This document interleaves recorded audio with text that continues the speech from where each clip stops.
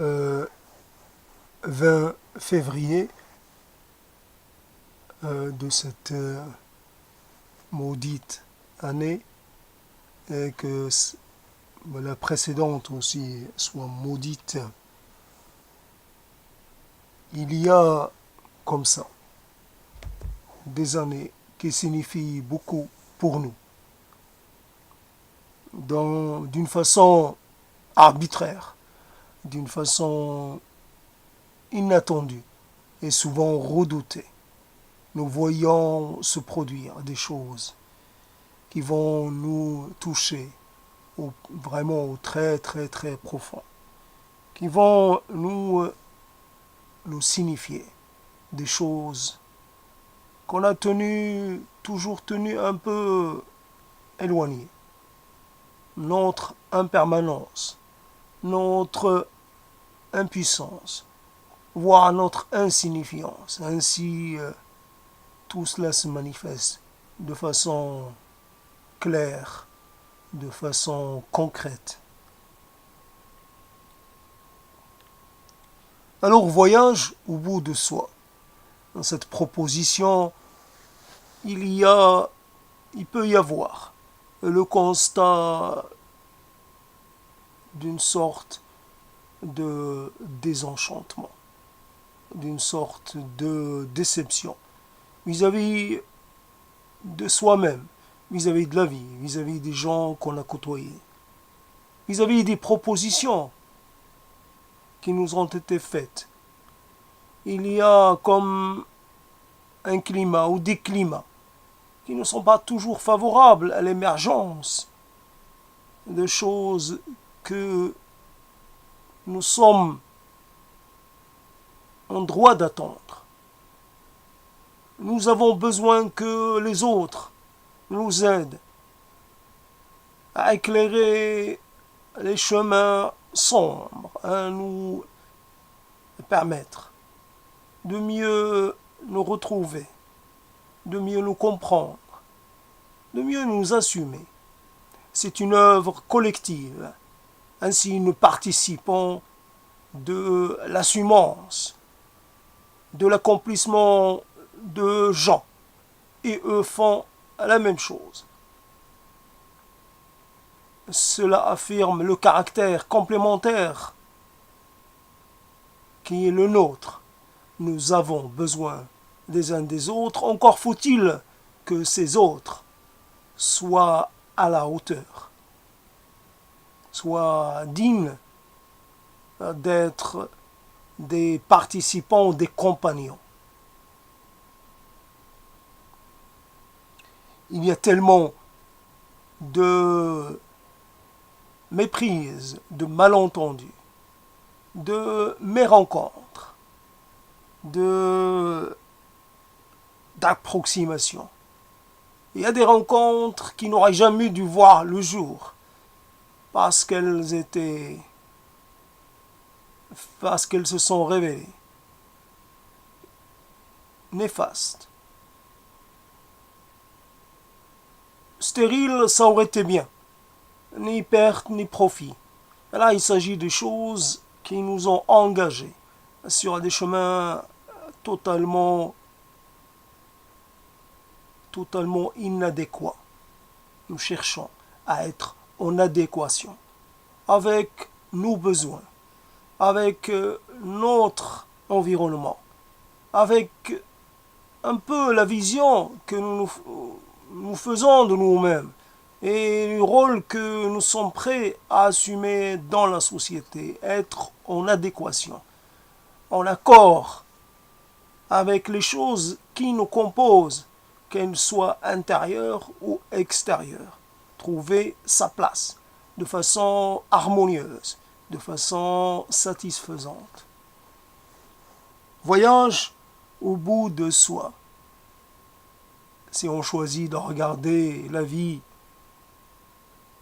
dans ses travers, dans ses actes les plus abjects, les plus insupportables. La mort est abjecte, disons-le. Elle n'a rien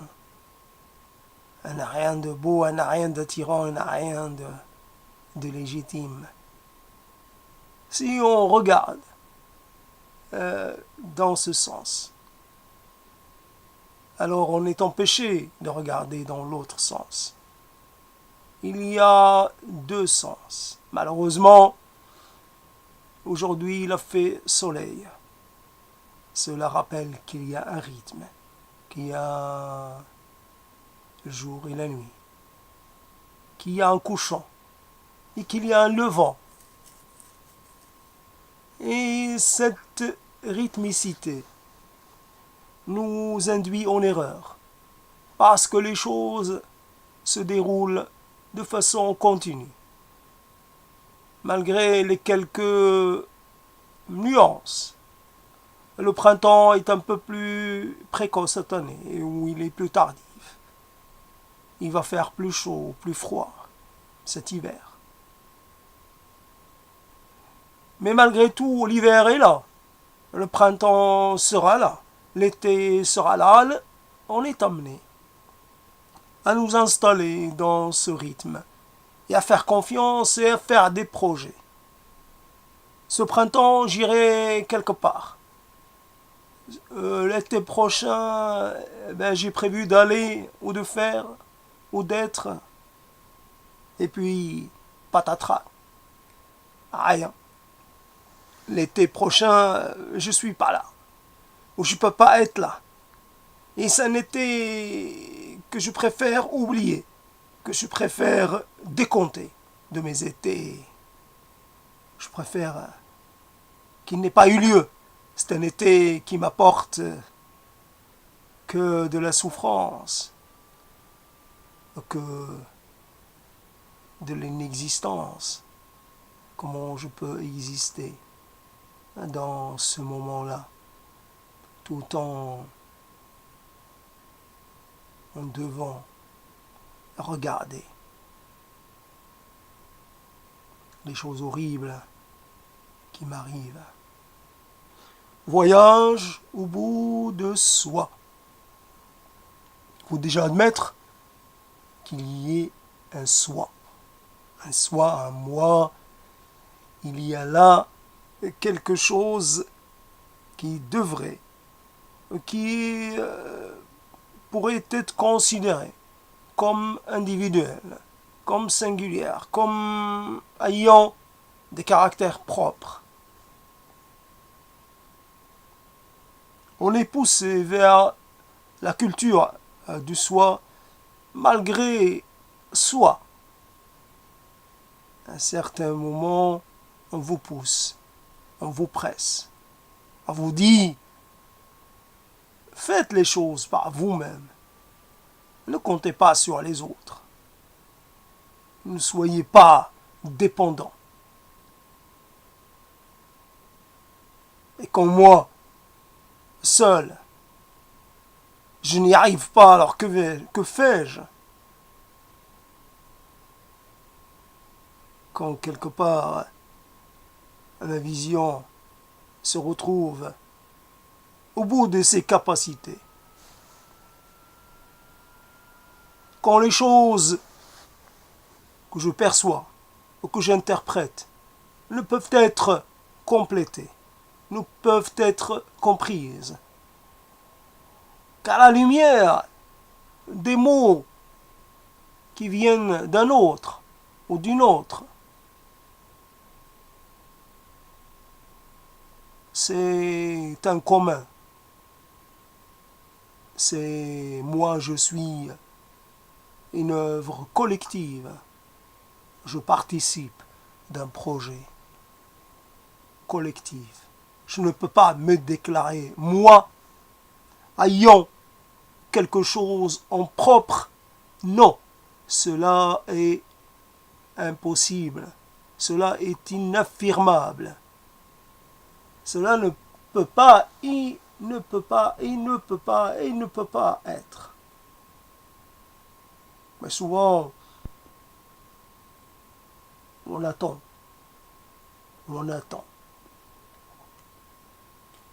Il faut qu'on fasse le voyage et on le fait quelquefois avec le premier. Le premier marcheur qui se présente. Nous marchons. Et quelquefois, ce n'était pas, et souvent, ce n'était pas le bon compagnon. Nous devions faire le voyage avec quelqu'un d'autre. Alors que faire? Attendre jusqu'à l'infini que la personne idéale se présente, ou faire un peu abstraction de cela, y aller quand même avec le premier venu. Viens, accompagne-moi. Nous allons nous accompagner. Nous allons nous entraider. Nous allons cheminer ensemble. Tu seras mes yeux et je serai les tiens. Tu seras mes oreilles et je serai les tiens. Tu veilleras sur moi et je veillerai sur toi. Nous allons faire ce voyage ensemble. Comme ça, nous serons plus forts. Comme ça, nous serons plus nombreux.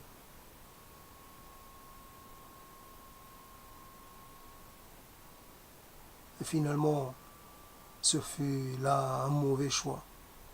Le compagnon se révèle un adversaire, un négateur, un oppresseur, une sorte d'opposé, une sorte de jaloux, maladif, celui qui veut toujours être le premier, celui qui veut toujours la chose en premier. Dès qu'il y a un fruit mûr, c'est lui qui veut le garder pour lui-même et non pas le partager. Dès qu'il y a une opportunité, c'est pour lui. Il pense parler pour deux. Il pense agir pour deux. Il pense qu'il est le maître, le guide, qu'il est celui qui doit guider, mais pas. Voyage au bout de soi. Et ce voyage avec les mots, à défaut de le faire avec des concrets humains, je le fais avec les mots. Un coup, je suis ici, un autre, je suis ailleurs.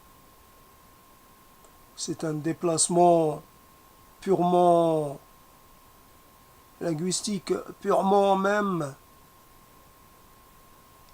mental et de ce fait un peu une sorte d'illusion. Quand je prononce le mot d'éclairance, je ne suis pas plus éclairé. Ce n'est pas parce que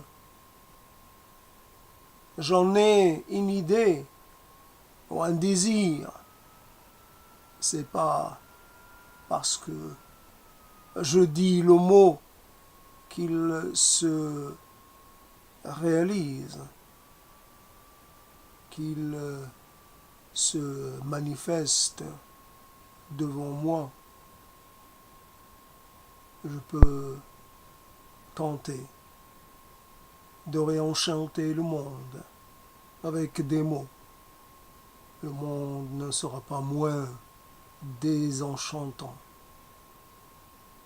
Ça reste pareil. Le constat que j'ai fait hier, c'est le constat que je ferai demain. Pas de changement.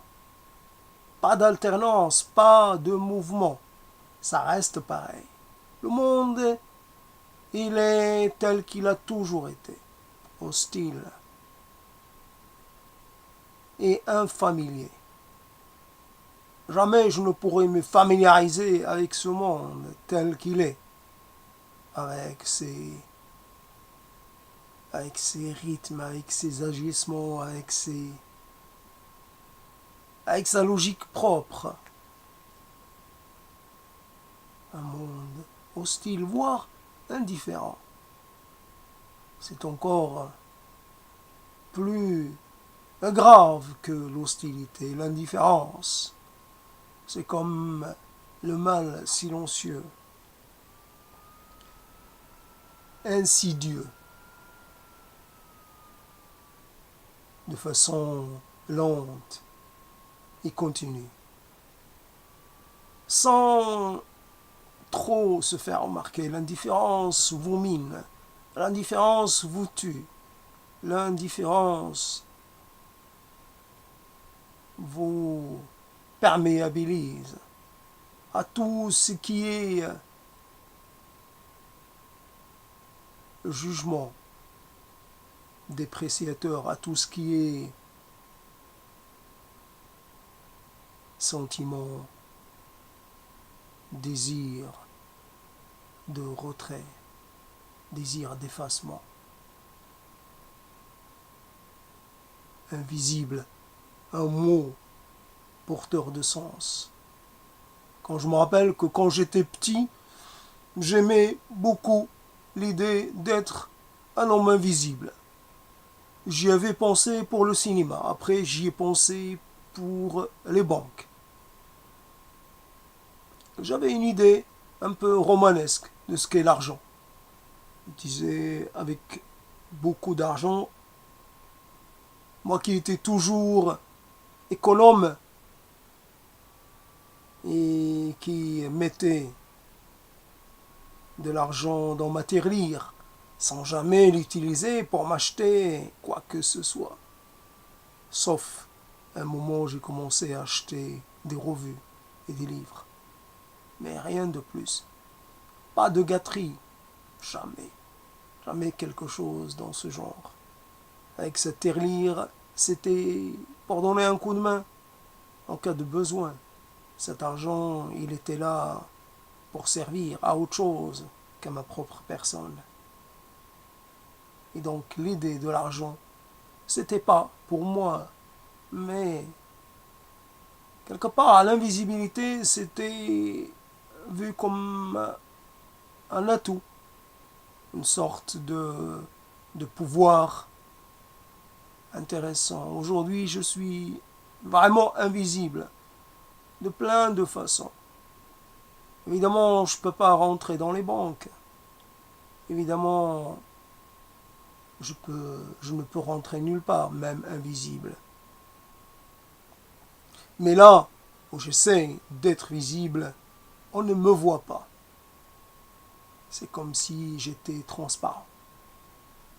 Transparent sans avoir recours à aucune science, à aucune alchimie, à aucun sortilège. Je suis transparent de nature et de fonction. Je ne sers à rien. Je suis à rien. Je suis devant toi et je peux rester longtemps. Tu ne me parleras pas. Tu ne viendras pas me demander de me présenter. Jamais j'entendrai ce mot. D'où viens-tu? Tu me fais penser à un homme du désert, tu me fais penser à quelqu'un. Non, rien. Je fais penser à rien. Je fais penser à quelque chose qui fait partie des choses qu'on ne voit pas. Mais je suis quoi? Un élément de l'architecture, un élément du décor. Je suis là et pourtant, on passe devant moi sans me voir. On me contourne, mais comme si j'étais un obstacle. Car au bout de soi, il y a cette chose-là. Évidemment, je exagère un peu, mais c'est presque cela. Au bout de soi, pour découvrir qu'on n'est pas grand-chose aux yeux de l'autre. J'ai beau quelque part me trouver des qualités, cela ne cela n'apparaît pas à mes concitoyens.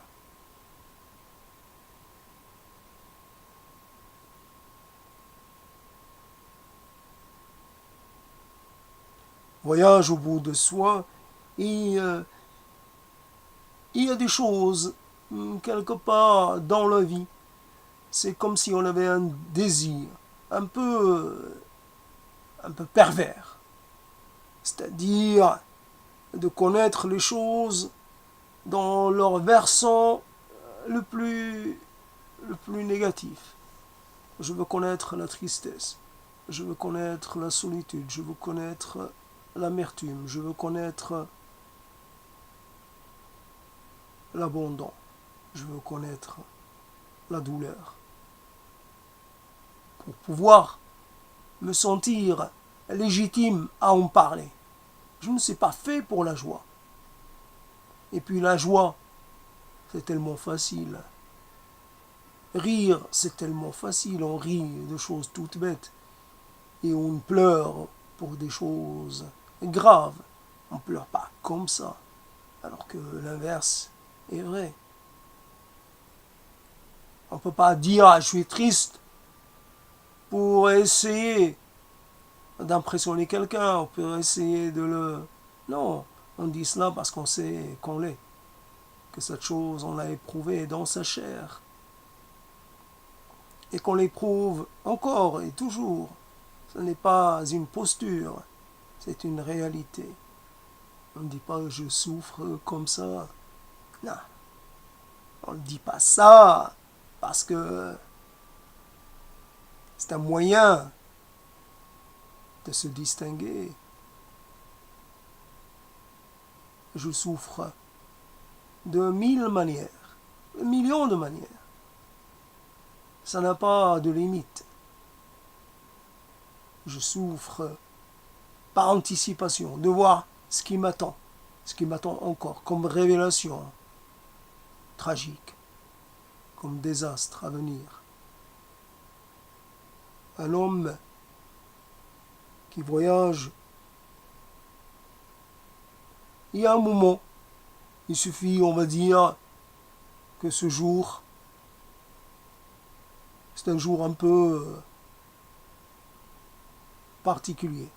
J'ai décidé de me mettre en route ce jour-là, et finalement, je n'ai pas choisi le bon jour. Il bruine, il fait humide. C'est pas vraiment idéal. Hein. Je tiens ce propos. Et puis, voilà, j'ai décidé de le réinvoquer. Et puis, il se trouve que je parle comme je parle. Ces propos-là auraient pu aller pour un autre thème, celui de l'enfer français. Mais là, le voyage au bout de soi, c'est un voyage qui intègre au-delà de la France, au-delà de la langue française, au-delà de l'instant et de l'endroit où je suis. Il y a quelque chose qui n'est pas normal. Ou alors c'est la normalité même qui n'est pas normale. L'existence se fait quelque part, on existe parce qu'on a pris la place de quelqu'un. D'une certaine façon, qui dit présence dit absence. Moi, j'arrive et quelqu'un d'autre part. Et moi, je ne peux concevoir ma vie sans cet autre. Je ne peux accepter que les choses se passent ainsi. Les termes de l'échange ne me plaisent pas. Non, personne n'est remplaçable. Rien ne se transfère d'un être à un autre. Quelqu'un qui s'en va, il s'en va avec tous ses secrets, avec tout ce qu'il avait de propre. Un maître qui était indispensable à notre vie. Et puis, il n'est plus accessible. Il est ailleurs. Dans un ailleurs tout proche, mais en même temps tellement lointain.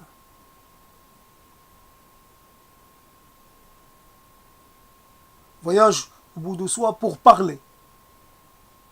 Soi-même.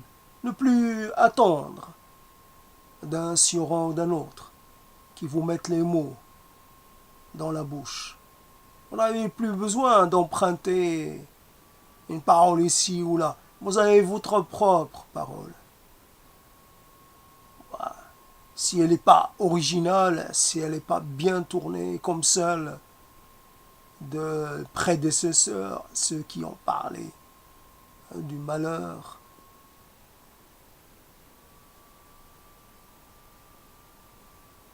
Souvent, les gens parlent du malheur alors qu'ils ne le connaissent pas vraiment. Ils en parlent de façon un peu onirique. Ils le créent. Ils élaborent une image de ce qu'ils considèrent comme le malheur. Le malheur, c'est plutôt quelque chose qu'on découvre avec le temps. Il faut avoir vécu longtemps pour vraiment commencer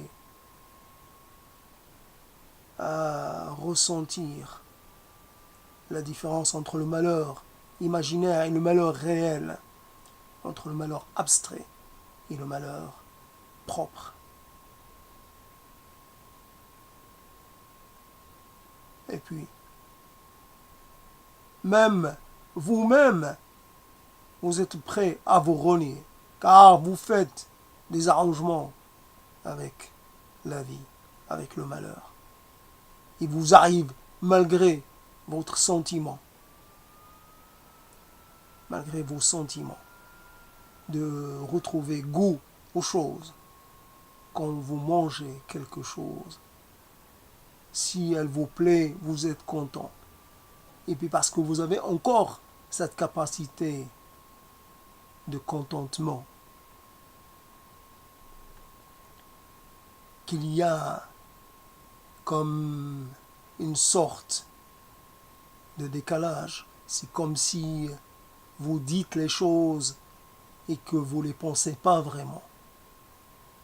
Vous faites en permanence des infidélités à votre malheur.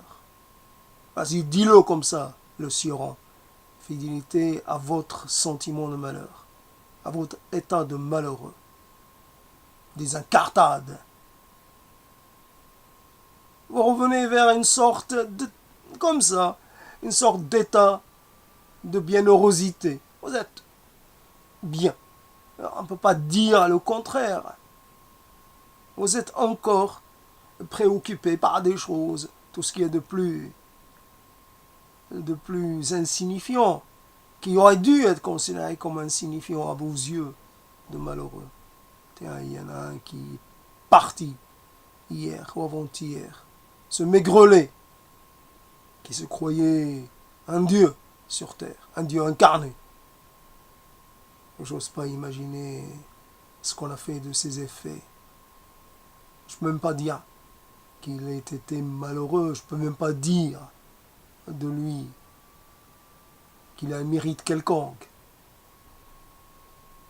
à celui qui croit qu'il est quelque chose, celui qui pense que sa volonté a une légitimité plus forte que celle d'un autre, celui qui se place toujours au-dessus des autres, pour une raison ou pour une autre. Je n'ose pas imaginer comment il regardait son corps, un corps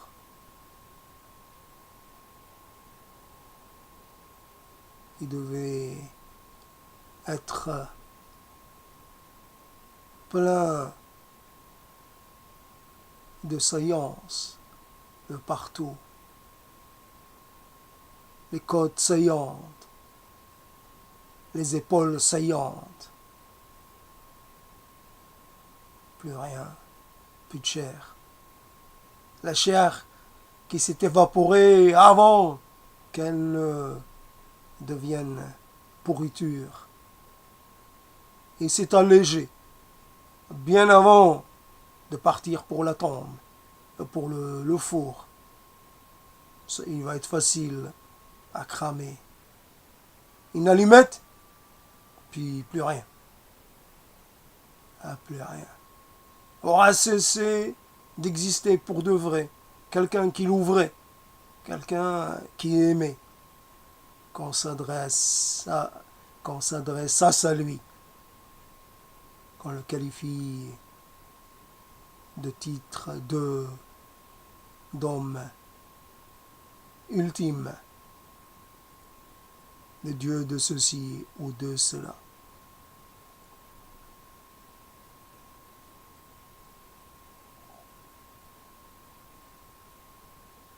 Permettez-moi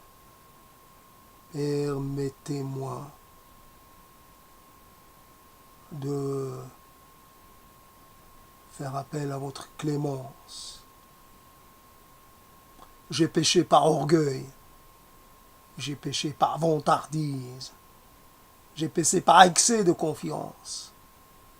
J'ai cru que quelque part, plus je parlais, plus je postillonnais, je pouvais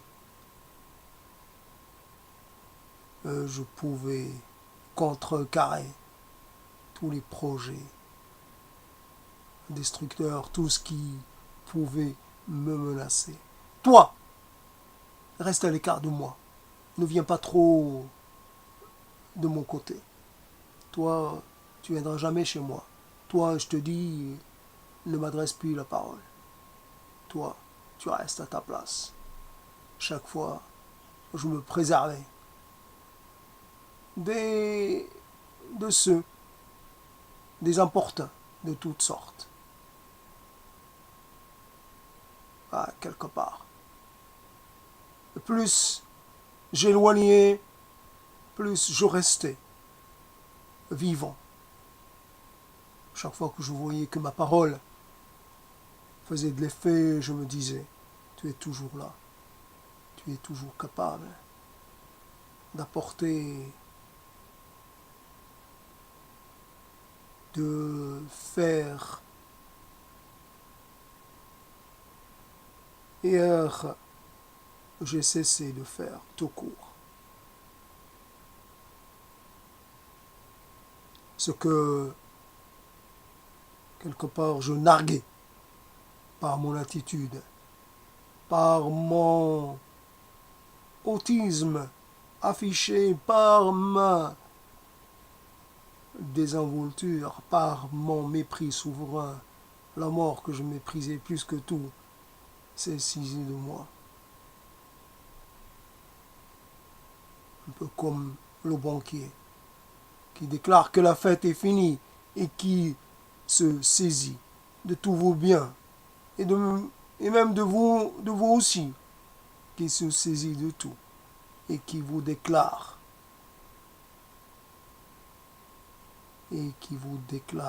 inapte.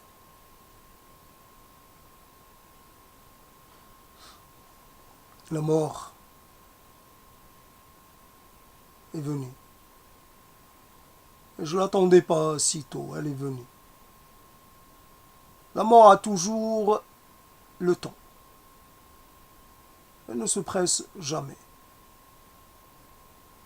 En tout cas, en ce qui me concerne, elle est venue, malgré que tout ce que je lui ai dit. Elle est venue. Bien sûr, elle n'est pas venue comme ça. Elle s'est annoncée. Elle a pris son temps. Il m'a mis à l'épreuve. Il a torturé mon corps. Elle m'a fait voir. Elle fait voir les choses que je ne pouvais tolérer. Avant de mourir, j'étais déjà plus rien. Le moindre geste me coûtait un effort. Un effort énorme. Quand je me redressais, j'avais envie de me rallonger. Quand j'étais allongé, je ne pouvais pas le rester. J'étais mal. Mes os me faisaient mal. Je les sentais. Je sentais ce squelette.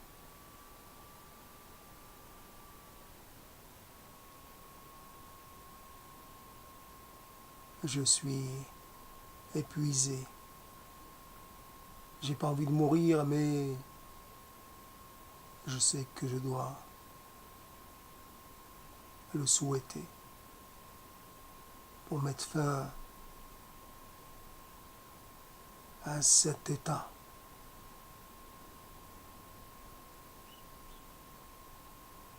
La jeunesse m'a quitté. Mes amis m'ont quitté. Ma nonchalance m'a quitté. Ma désinvolture m'a quitté.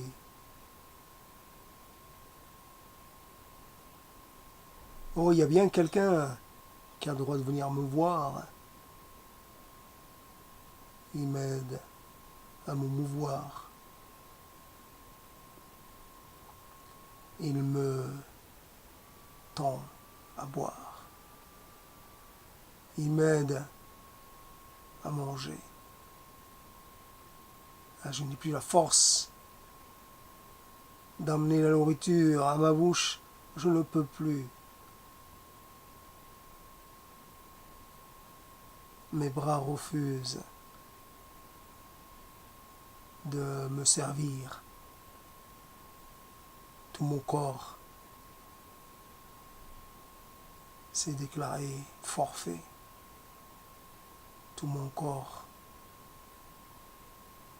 a cessé de fonctionner. Je respire encore, mais c'est juste les dernières fois. Je respire et j'expire et je sais que d'un instant à l'autre, ça va être la dernière expiration. Je me sens agonisé, je me sens agonisé. Chaque souffle est peut-être le dernier. Chaque souffle est peut-être celui de la mort, l'extinction. Voilà ce qui m'attend. Et dire que je vais laisser tout ce pourquoi je vivais, mes petites choses, mes petits mots, mes petits cahiers, mes petites possessions, toutes les choses que je chérissais. Et il y en a tellement. Toutes les choses que je ne montrais à personne, que je ne laissais personne toucher. Toutes les choses qui étaient sacrées pour moi, que vont-elles devenir? Je ne peux pas demander à ce qu'elles soient incinérées avec moi. Ce n'est pas possible. Ça va partir à la déchetterie ou alors ça va atterrir.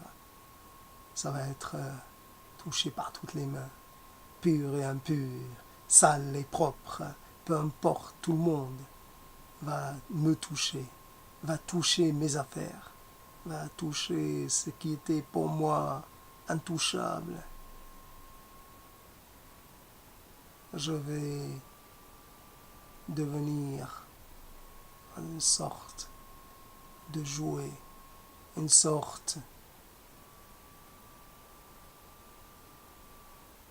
d'objet qu'on passe de main en main. Attention, attention, n'appuie pas trop, tu vas casser. Tu sais, cet objet, j'ai avec lui une grande histoire. Je l'ai ramené d'un lieu lointain et puis il me rappelle quelqu'un. C'est tout ce qui me reste de quelqu'un. Et puis, cette photo, s'il te plaît. Regarde-la sans... avec compréhension, avec complaisance. Ne sois pas trop dur. Regarde-la et essaie d'être un peu, de comprendre. C'est vrai, tu me vois partout, tu te dis, celui-là, il s'aimait trop, il est partout présent. C'est comme ça. J'ai beaucoup de photos, j'ai beaucoup de portraits, j'ai beaucoup de moi et des choses que j'ai aimées. C'était ça, ma vie. Et ma vie, elle se réduit à ça. Et maintenant, tu en es le dépositaire. Vas-tu veiller sur mes petits trésors comme moi je le faisais? Vas-tu faire attention? Il y a un objet que je n'ai pas déplacé pendant des années, presque toute ma vie. Il était là. Je le mettais toujours en face du soleil, soleil levant, parce que j'aimais voir les rayons du soleil, le faire briller. Cet objet-là. Et puis, il y a un vase. Ah, tu sais, dans ce vase, il y a eu plein de choses. Quelqu'un m'a fait cadeau d'une fleur, un bouquet. Ce que j'ai pu adorer ce bouquet, ce que j'ai pu apprécier cette fleur, je l'ai mise dans ce vase. Et depuis, ce vase n'a plus bougé. Bien sûr, les fleurs se sont tombées en poussière, mais le vase est toujours là. Et moi, je pense toujours à ce bouquet, à cette personne qui me l'a offert. Elle n'est plus là depuis longtemps. Et je tenais à ne pas l'offusquer, à ne pas la froisser d'une manière ou d'une autre. Je gardais le vase toujours au même endroit pour que elle dise que j'ai veillé sur elle jusqu'à la fin, que toute ma vie j'ai été fidèle à elle et à son souvenir. Et attention, tu es dans une sorte de lieu sacré, sacré, consacré.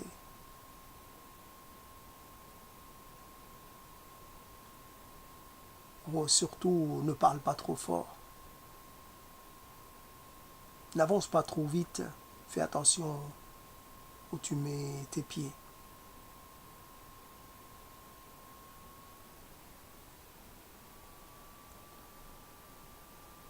Ce fauteuil, c'est là où je m'asseyais quand je voulais me plonger dans mes moments passés. Il suffisait que je m'y installe pour que je fasse un voyage dans le passé antérieur. je pouvais revivre des choses que je ne peux plus vivre actuellement. À cette époque, j'étais très sensible à plein de choses, aux odeurs, j'étais sensible aux émotions, j'étais sensible à tout ce qui émanait d'un être. Le langage secret des êtres.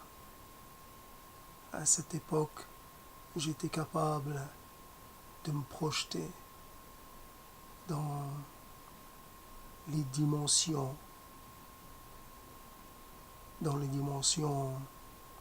cachées. Je pouvais voyager au-delà du visible. Je m'asseyais là, puis j'entreprenais comme un voyage astral.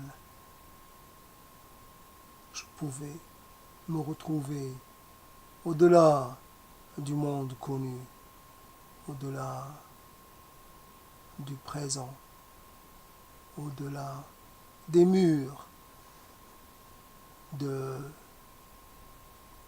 cet appartement. Je n'étais plus un simple être humain, j'étais plus que cela. Je pouvais entendre les choses que personne n'a jamais entendues, ou alors, à ce qu'il me semblait, me disait: tu as été admis dans la cour des dieux. Si tu es là, c'est que parce que tu as été élu. Et ainsi de suite. Cet être qui est mort, on a beau l'enjoliver, c'est vrai. Notre nudité et le feu qui fait tout exploser, qui fait tout craqueler, et cette main qui se recroqueville dans le feu, cette main qui fond de plus en plus. Elle en a tracé des signes, elle en a fait des choses, elle en a caressé des étoffes, elle en a admiré des corps. Cette main que je trouvais si sensuelle, si caressante, si douce, si découvreuse, je lui ai trouvé des qualités insoupçonnées. Cette main qui me remplaçait pour communiquer avec mes êtres chéris. Je la laissais exprimer tout ce que mon cœur ne peut pas, ma voix ne peut pas exprimer. Cette main, elle allait comme la messagère. Elle est là, elle était là, puis elle devient rien. Cette main, ce bras, cette jambe qui est restée debout longtemps, qui m'a guidé un peu partout, qui m'a fait pèlerin de tous les lieux. J'étais là, je pouvais être ailleurs. Il me suffisait d'une petite pensée, une petite motivation pour que je m'élance ailleurs. J'allais de place en place. J'allais dire de palace en palace. Je pouvais traverser les continents, traverser les pays. Mes jambes étaient toujours là. Et j'étais toujours debout pour faire face, pour regarder au fond des yeux debout pour cheminer aux côtés de quelqu'un d'autre, debout, face à tous, admirateurs et admirateurs et je trouve pas le terme, non pas critique mais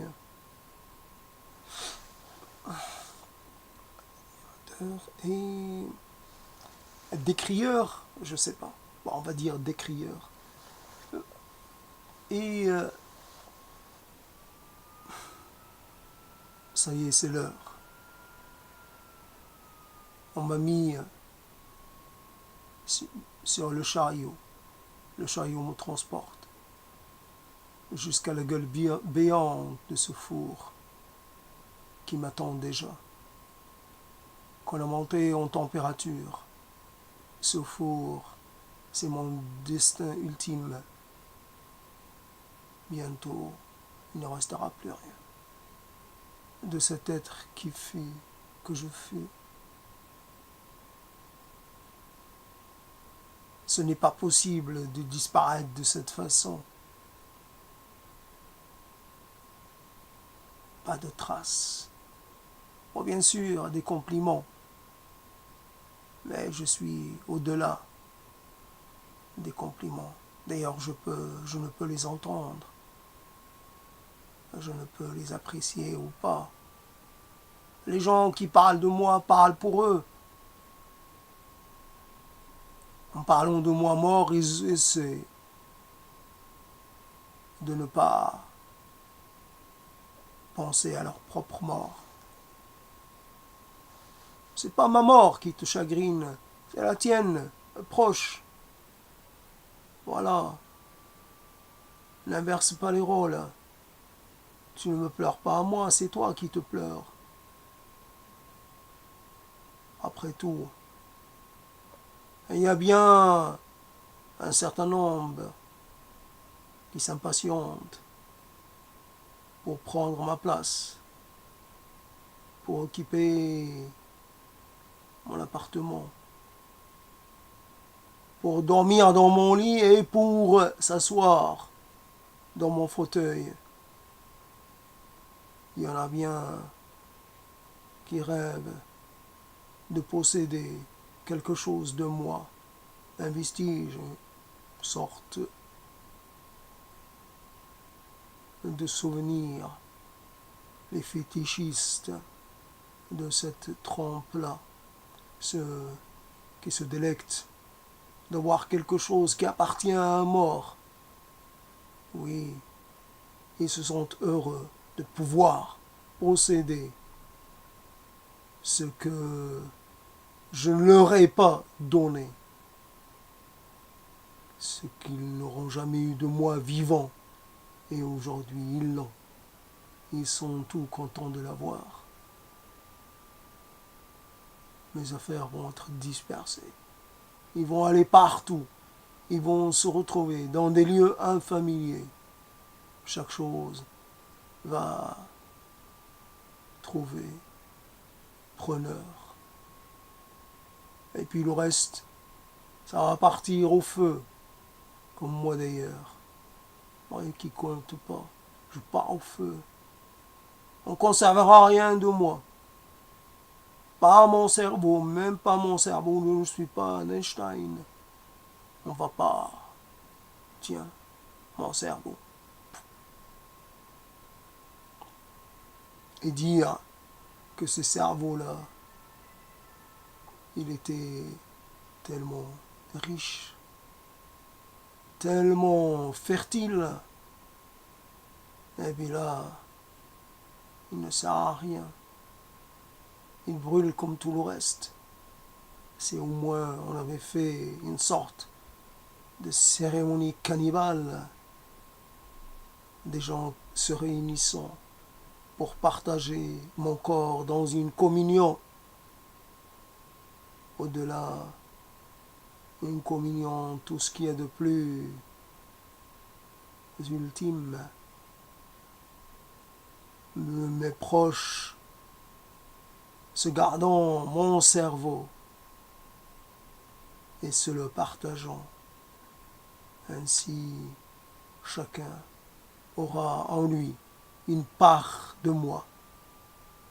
Peut-être c'est ma langue. Un autre aura ma faculté d'imaginer. Un autre aura ma faculté de rêver. Un autre aura mes désirs les plus intimes, ma mémoire. Ma mémoire. Même coupée en morceaux. Rien. Je ne sers même pas à cela. C'est vrai que je suis plus os que chair, et que si on me cuisait, il n'y aurait pas grand-chose à manger, et puis cette chair, elle est vieille, faudra presque, faudra pour l'attendrir, il faudra y ajouter je ne sais quel produit. Elle doit être impossible à manger, impossible à faire passer, même cuite et ultra cuite. Sortez-moi de ce four, je suis cuit à point, et mangez-moi. Là, je suis bon, je suis bon. Voilà, régalez-vous, vous pouvez. C'est quoi ce four? C'est une rôtisserie, alors soyez pas gênés, sortez-moi, puis mangez-moi. Commencez par la partie qui vous plaira. Mes yeux, ça, j'aimerais en faire cadeau à des gens que j'aime. J'aimerais qu'ils voient comment je voyais le monde, qu'il reste quelque chose de cette façon que j'avais de voir le monde. Je voudrais leur laisser cela. Alors, choisissez l'œil droit, l'œil gauche. C'est vrai, peut-être que l'œil droit est plus riche que l'œil gauche, mais prenez.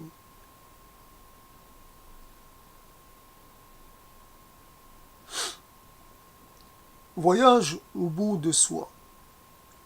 Au bout de soi dans ce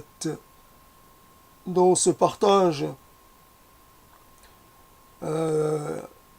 dans cette fin et cet hommage un peu particulier rendu à ce mort. Bien sûr, on rend hommage aux gens marquants, moins aux gens anonymes. Bien sûr, il y a d'autres gens qui sont morts hier, avant-hier, dans des conditions injustes. Ceux qui sont morts bien, bien avant terme et qu'il aurait fallu regretter plus que quelqu'un qui a eu le temps de vivre jusqu'à un âge respectable. Qui est mort, sûrement, qui est mort, c'est certain, mais que on peut dire qu'il a eu le temps de s'exprimer, de montrer ce dont il était capable, ce dont il a été capable. Voilà un peu la chose, comment on rejoint d'une façon ou d'une autre quelqu'un dans la mort. C'est vrai que cette façon de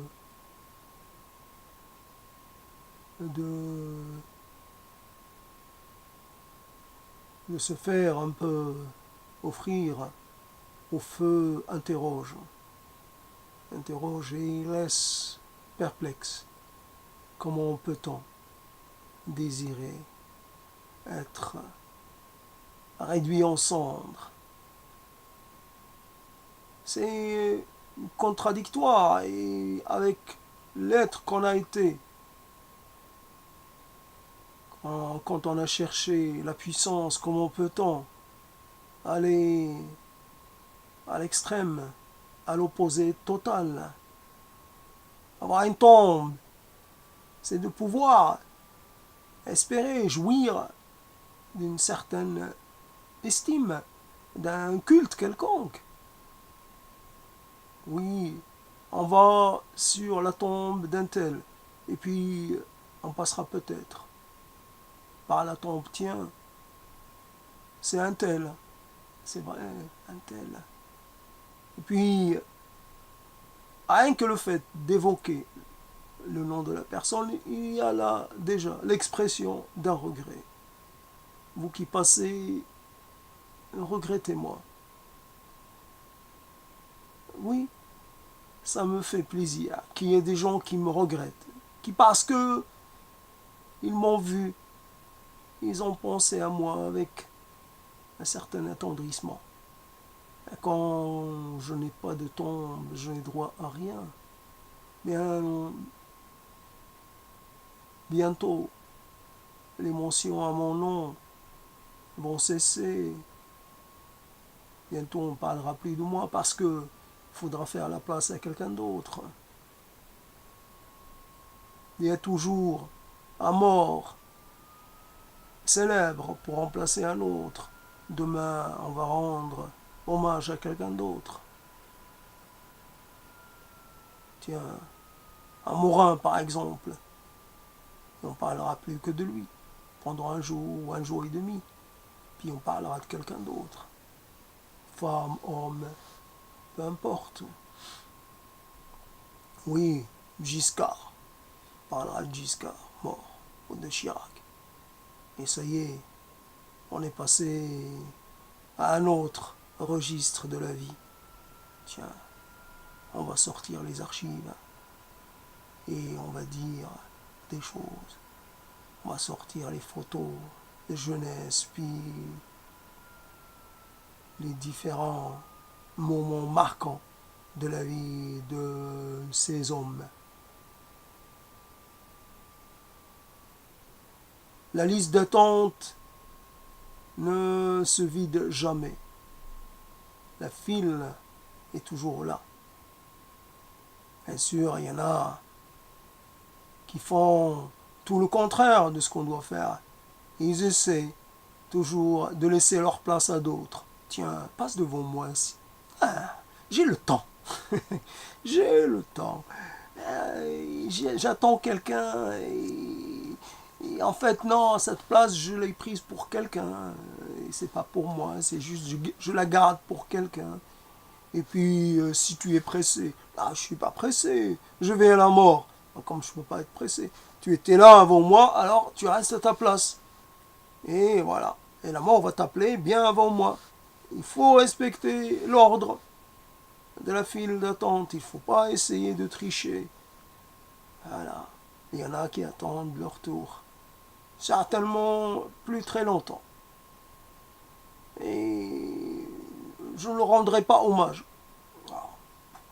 Je, je peux dire, je m'en fiche. Ce ne sera pas vrai.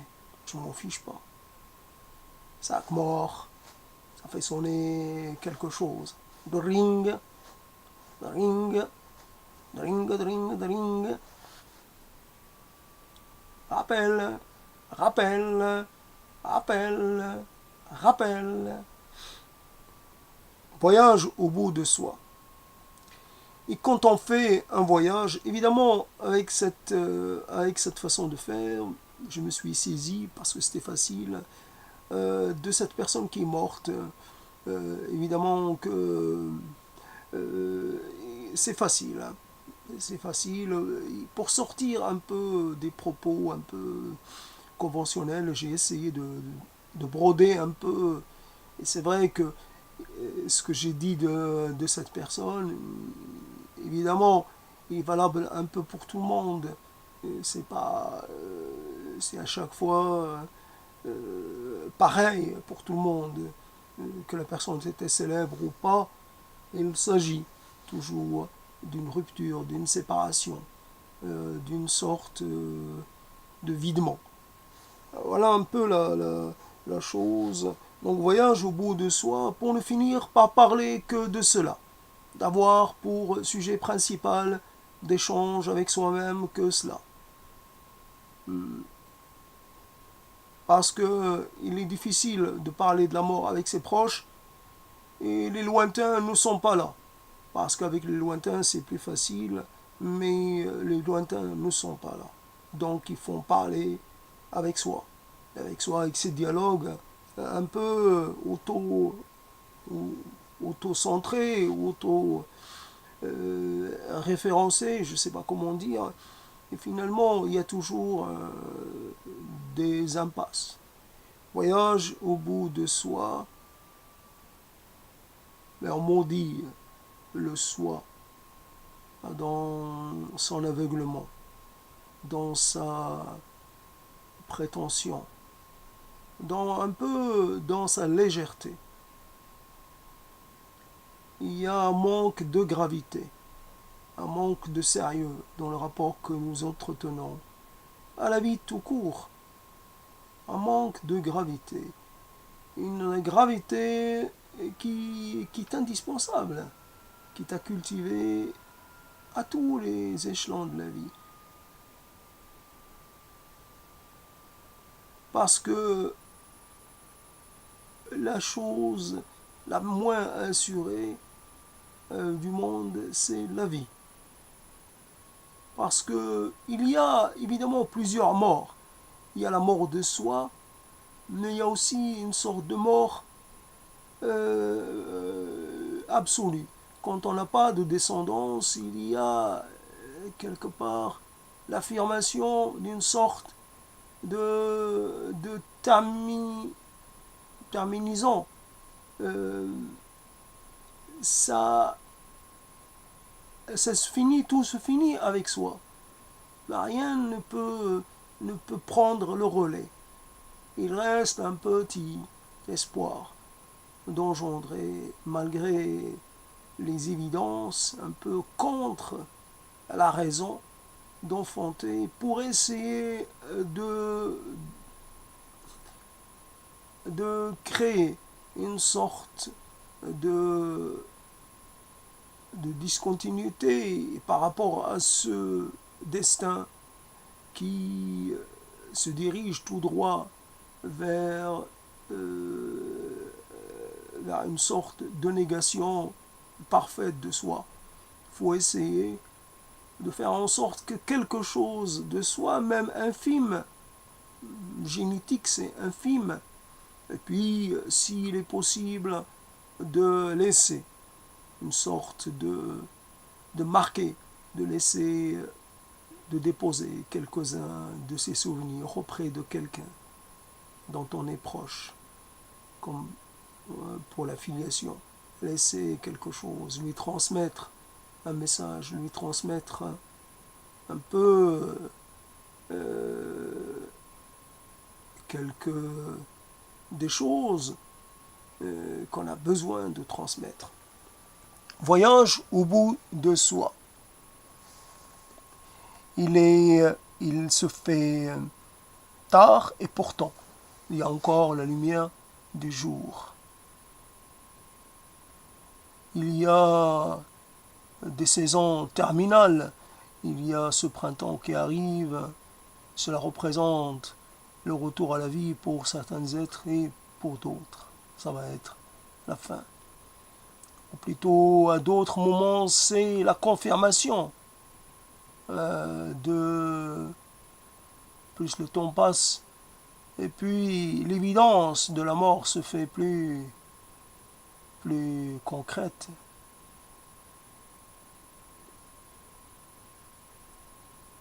La mort, c'est quelqu'un qui s'éloigne de vous de plus en plus. Vous ne pouvez le garder en vous, vous vous habituez à ce qu'il s'absente de plus en plus. Il y a un moment où vous le laissez seul dans sa tombe. Il y a un moment où vous faites votre vie sans lui, sans le faire participer à la vôtre. Voyage au bout de soi.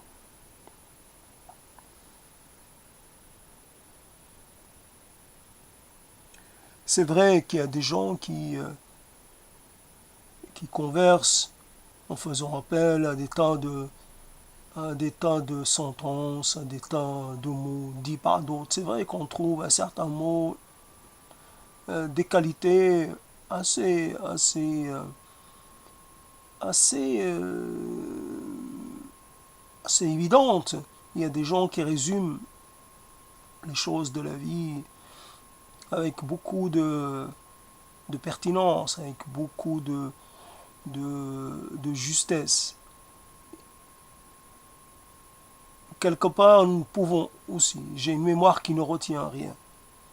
J'ai pas toujours cette, je n'ai pas cette capacité de créer ces mots qui vont devenir des références, qui vont devenir des choses que d'autres vont mémoriser. C'est comme ça. On ne dit pas toujours des mots exceptionnels au moment de l'agonie. Tout le monde ne dit pas des mots fameux qui vont traverser les siècles. Quelquefois, c'est rien, quelquefois c'est juste j'ai mal, quelquefois c'est juste bah j'ai pas envie de m'en aller, quelquefois c'est juste un râle, quelquefois c'est rien. Rien ne sort. Parce que la personne est déjà plus tellement là. Alors elle ne peut plus rien dire, elle a fermé les yeux, la bouche, elle ne sort plus rien.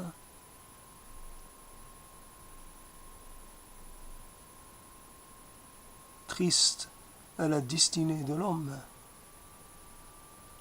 Souvent, nous voyons des êtres grandir.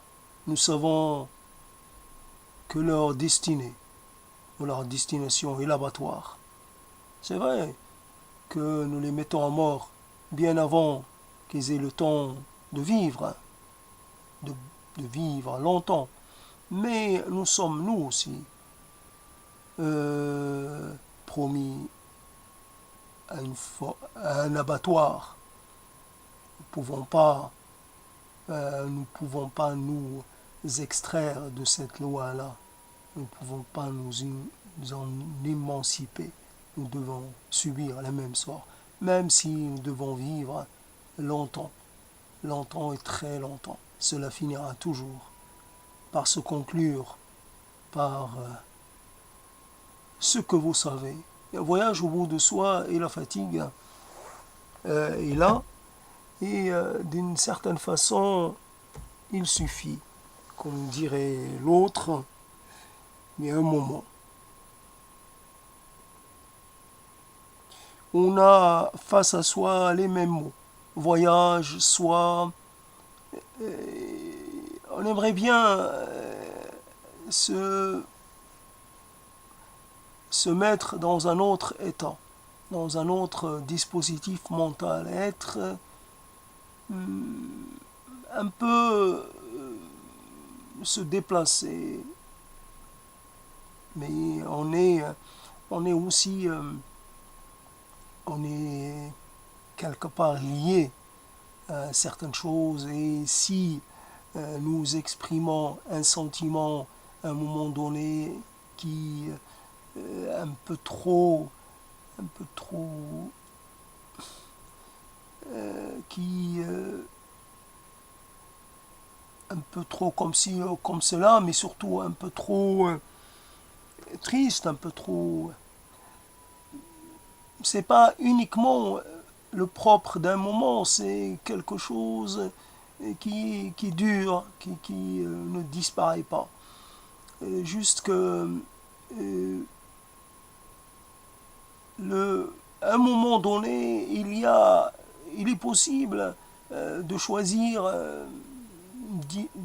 de, de développer différemment. Mais quelquefois, le développement du propos se passe d'une façon qu'on n'attendait pas. Et puis, il ne s'agit pas d'entrer en conflit avec soi-même parce qu'on n'est pas content. On se laisse un peu guider par ce qui émerge du moment. Et quelquefois, ce qui émerge n'est pas tout à fait des plus agréables. Et voilà, un moment difficile, un moment, non pas laborieux, mais compliqué.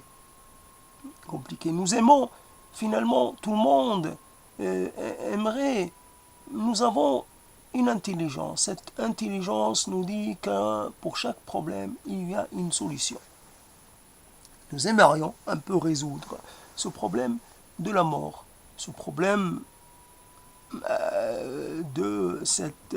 ce phénomène biologique. Nous aimerions lui trouver une solution, le remplacer par autre chose, notre intelligence, et finalement elle s'avoue vaincue, elle ne peut pas pour l'instant. Souvent le problème c'est que nous avons avec le temps nous acquérons une certaine faculté et cela nous ne pouvons pas le transmettre. Par exemple, je ne sais pas, quelqu'un qui meurt, qui transmet ce qu'il a possédé, ses vêtements, etc. Par exemple, je ne sais pas, quelqu'un dont les vêtements seraient un peu trop marqués par le parfum qu'il utilisait, etc. Il suffit peut-être de les laver plusieurs fois pour que le parfum disparaisse. Les livres, je ne sais pas, peut-être. Et finalement, on va retrouver une certaine virginité aux choses. On pourrait dire que ce qui est finalement la mémoire de la personne ou ses capacités, ce qu'il a mis longtemps à élaborer, finalement, on ne peut pas le séparer de ce qui le constitue à lui en tant qu'être à part. Donc, on ne peut pas faire le tri dans son mental. Si on prend, on va tout prendre. Et évidemment, dedans, il y a comme des espaces inintéressants, des espaces dans lesquels il y a trop de malaisance. Il n'y a pas suffisamment de choses. Et, il y a des choses intéressantes. Je vais quelque part, je choisis ce qui me plaît ou ce qui correspond à mes attentes dans un lieu. Je dis ceci, cela, etc.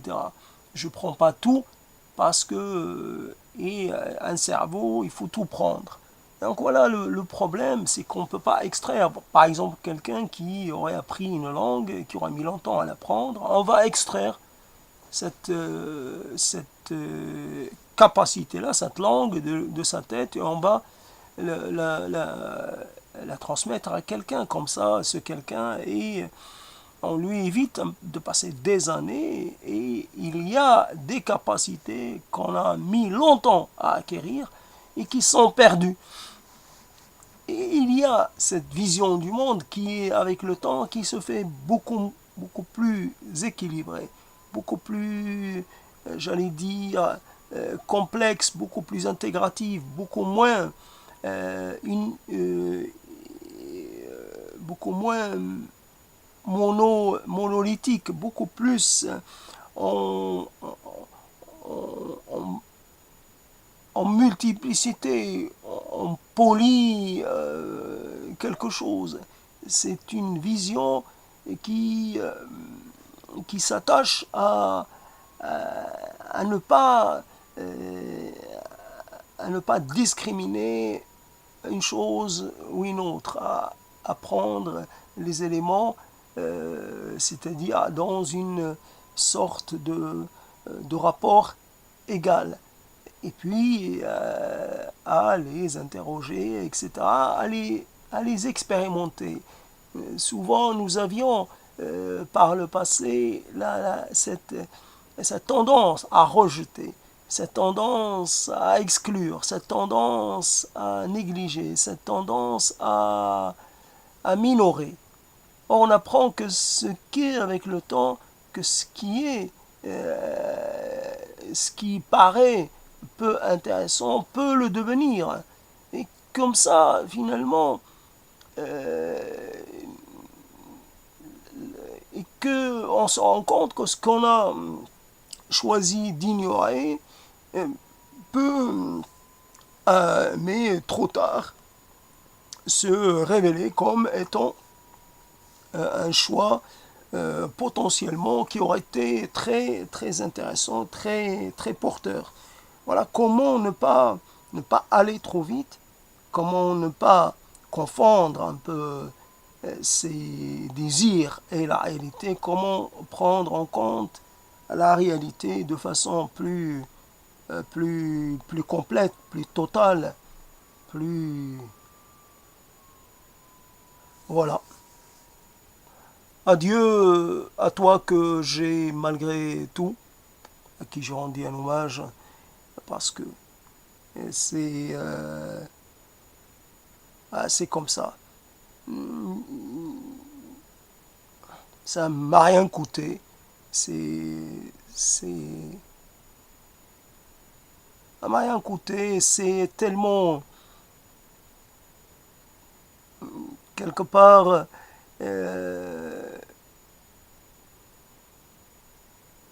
à un moment donné, j'avais désiré avoir les mots qu'il faut pour pleurer un mort, pour lui rendre hommage. Et finalement, je me rends compte que, bien sûr, l'hommage qu'on rend à quelqu'un qui ne peut pas nous entendre est destiné aux vivants, pas tellement aux morts en lui-même, mais quelque part, le regret, finalement, est à plusieurs étages. Nous regrettons et plus le temps passe, plus nous dévoilons un autre pan de cette série de regrets. Il y a des regrets à échelle multiple. C'est quand on perd quelqu'un, on perd énormément de choses. On ne perd pas qu'une chose, et c'est en en parlant, en le revisitant, que on révèle ces choses-là, et c'est au fur et à mesure. Alors parler de la mort de quelqu'un, c'est parler de la mort de tous, et pour en fait un peu essayer d'élaborer quelque chose comme l'hommage ultime qu'on puisse rendre à quelqu'un, à un humain, quel qu'il soit, où qu'il soit. Euh, Rendre un hommage, et élaborer quelque chose qui puisse convenir à tout le monde, parce que ça exprimera un peu une sorte de vérité ultime, une sorte de, de dire euh, qui clôt un peu, qui résumerait ce qu'a été une vie, ce qu'aurait pu être une vie. Il est évident que dans ces références à la mort, je vois ces gens en Bosnie, Herzégovine, ces familles qui reçoivent un cercueil tout petit, parce que ce qui a été recueilli des restes de leurs disparus tient dans une petite boîte. On leur fait pas, on leur présente pas un cercueil aux dimensions normales, on leur présente un mini cercueil. C'est en même temps c'est très c'est encore plus interpellant que si ça avait été un cercueil normal. C'est quoi là, commentaire là, c'est un enfant? Non, c'est pas un enfant. Et pourtant, c'est présenté comme un enfant. C'est petit, on peut le garder à côté de soi, on n'a pas besoin de le mettre quelque part. D'ailleurs, ce sont que des os. On pourrait les avoir presque avec soi en permanence. Dans un sac à dos, je promène mon mort, je promène, je lui fais visiter les lieux, je lui montre la ville. Vois-tu, voici le parc, voici le marché. Et tu vois, il renaît de ses cendres. Tu vois, La ville a retrouvé son éclat. Eh bien, c'est la paix. Tout le monde est en sécurité maintenant. Viens, je vais t'amener prendre un café. Viens. Il est toujours là, je peux lui parler. Il est sur mon dos, je le promène. Je lui montre. Le printemps, je lui montre l'été. Je le fais prendre le train, je lui fais passer une journée à la montagne, je lui fais